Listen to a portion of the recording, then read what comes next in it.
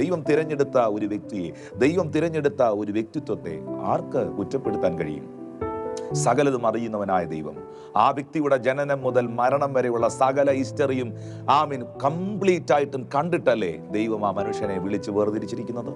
അങ്ങനെയാണെങ്കിൽ ദൈവത്തിൻ്റെ ജനമേ, ദൈവം നിങ്ങൾക്ക് അനുകൂലമാണ്. ദൈവം നിങ്ങൾക്ക് അനുകൂലമാണെങ്കിൽ നിർണയമായ വിളികൾ നിങ്ങളുടെ മേലുണ്ടെങ്കിൽ ഈ ലോകത്തിലെ ഒരു സാഹചര്യങ്ങൾക്കും നിങ്ങളെ തകർക്കുവാൻ കഴിയത്തില്ല. വിശുദ്ധ ബൈബിൾ നിങ്ങൾക്ക് ഉറപ്പ് തരുന്നു, ദൈവത്തെ സ്നേഹിക്കുന്നവർക്ക്, നിർണയപ്രകാരം വിളിക്കപ്പെട്ടവർക്ക് സകലതും നന്മയ്ക്കായി കൂടി വ്യാപരിക്കുന്നു. ഇന്ന് തിന്മയ്ക്കെന്ന് നിങ്ങൾ ചിന്തിക്കുന്നതും ദൈവം നിങ്ങൾക്ക് നന്മയ്ക്കാക്കി മാറ്റും. നിങ്ങൾ തിന്മയ്ക്കെന്ന് കരുതുന്നതും കർത്താവ് നന്മയ്ക്കാക്കി മാറ്റും. ലാസറിന്റെ ഭവനത്തെക്കുറിച്ച് യോഹന്നാൻ സുവിശേഷം 11-ാം അധ്യായത്തിൽ രേഖപ്പെടുത്തിയിട്ടുണ്ട്. യേശു കർത്താവ് വളരെയധികം സ്നേഹിച്ച ഒരു കുടുംബമാണത്. മാർത്തയും മറിയയും കർത്താവ് വളരെ സ്നേഹിച്ച രണ്ട് സഹോദരിമാരാണ്. ലാസർ യേശുവിൻ്റെ സ്നേഹിതനായിരുന്നു.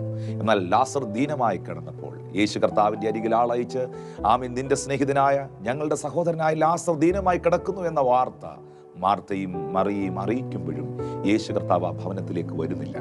എന്നാൽ ചില ദിവസങ്ങൾ കഴിഞ്ഞപ്പോൾ യേശു കേൾക്കുന്നത് ലാസർ മരിച്ചുപോയി എന്നുള്ളതാണ്. യേശു ആ സമയത്ത് ശിഷ്യന്മാരോട് പറയുന്നു, ഈ ദീനം മരണത്തിനായിട്ടല്ല, ഇത് ദൈവപുത്രൻ മഹത്വപ്പെടേണ്ടതിനാണ്. നിർണയപ്രകാരം വിളിക്കപ്പെട്ടവന്റെ മരണം പോലും മഹത്വമാക്കിയവനാണ് സർവശക്തനാകുന്ന ദൈവം. അവന്റെ മരണം പോലും അത്ഭുതമാക്കി മാറ്റിയവനാണ് സർവശക്തനാകുന്ന ദൈവം. അങ്ങനെയെങ്കിൽ ഈ ലോകത്തിലെ ഏറ്റവും വലിയ ശക്തിയാണ്, ഈ ലോകത്തിൽ നാം കാണുന്നതിൽ ഏറ്റവും അവസാനത്തെ പോരാളിയാണ് മരണമെന്ന് പറയുന്നത്. അതിനെ പോലും നന്മയാക്കി മാറ്റുവാൻ, അതിനെ പോലും ജയമാക്കി തീർക്കുവാൻ യേശു കർത്താവിന് കഴിയുമെങ്കിൽ നിങ്ങൾ ഇന്ന് ഫേസ് ചെയ്യുന്ന സകല വിഷയങ്ങളെയും, സകല പ്രതിസന്ധികളെയും യേശു കർത്താവ് നന്മയ്ക്കാക്കി മാറ്റും. തലമുറകളുടെ വിഷയത്തിൽ ഭാരപ്പെടുന്നവർ എന്നെ കേൾക്കുന്നുണ്ട്. കുടുംബ ജീവിതത്തോടുള്ള ബന്ധത്തിൽ വളരെ നിരാശകൾ അനുഭവിക്കുന്നവർ എന്നെ ശ്രദ്ധിക്കുന്നുണ്ട്. സാമ്പത്തിക മേഖലകളിൽ വളരെയധികം പ്രതികൂലത്തിലൂടെ കടന്നു പോകുന്നവർ how I can handle this case എന്ന നിലകളിൽ, എങ്ങനെ ഞാൻ ഇതിനെ കൈകാര്യം ചെയ്യും എന്ന നിലകളിൽ ചിന്തിക്കുന്നവർ എന്നെ ശ്രദ്ധിക്കുന്നുണ്ട്.